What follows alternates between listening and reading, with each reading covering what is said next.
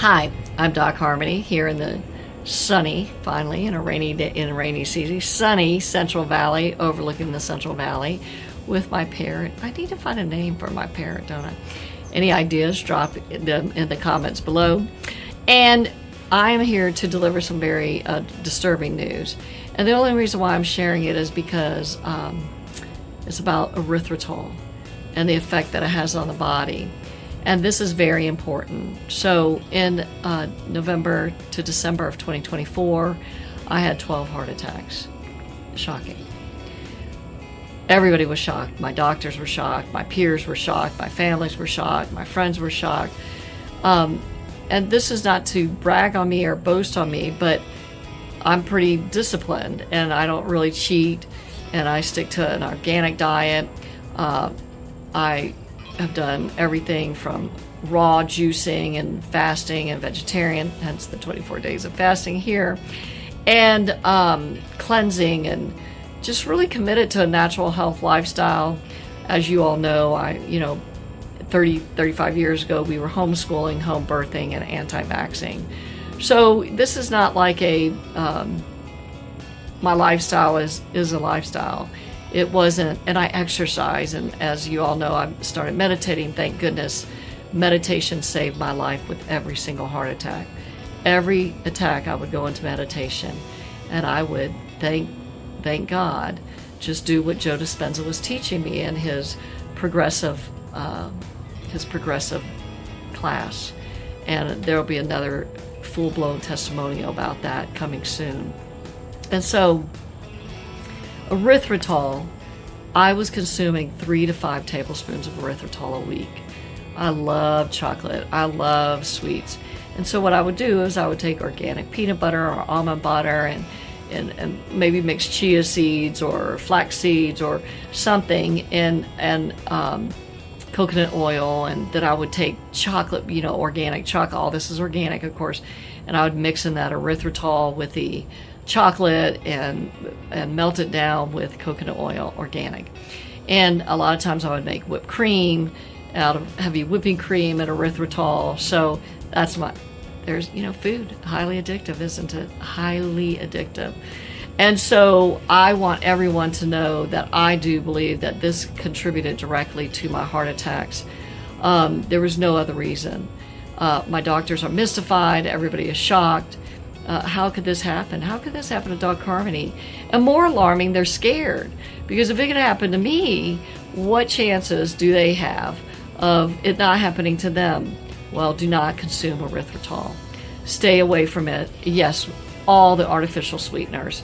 And so research, and I'm going to drop this article down, suggests that erythritol damages cells in the blood-brain barrier, which is the brain security system that keeps out harmful substances while letting in nutrients.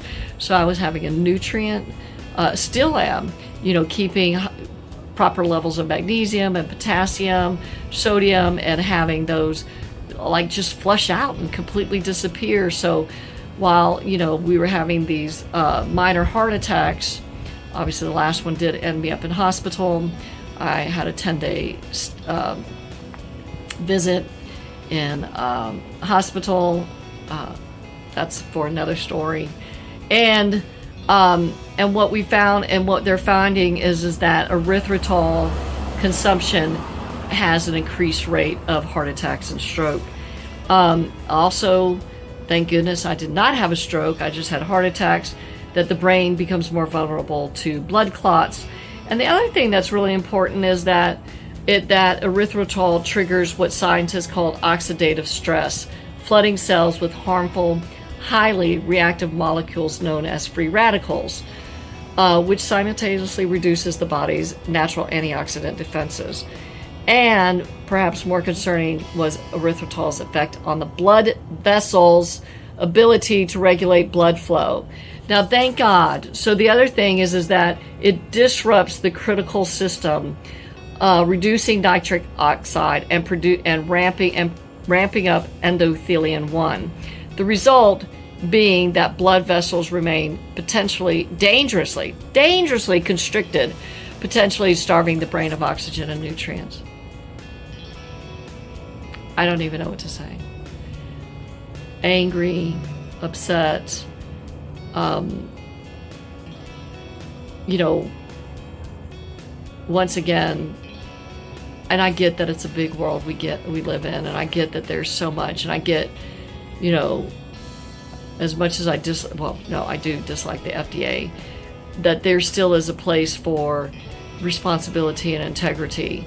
You know, did these companies that are using, especially Lancado, these natural companies that are using erythritol with monk fruit, did they know?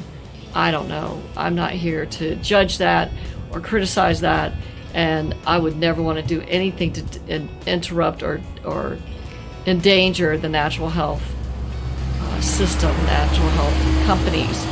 But I do find that as they grow and become more mass, more shortcuts are taken, more cheats are taken, more regulations are written that give more loopholes, and all that does is endanger our health.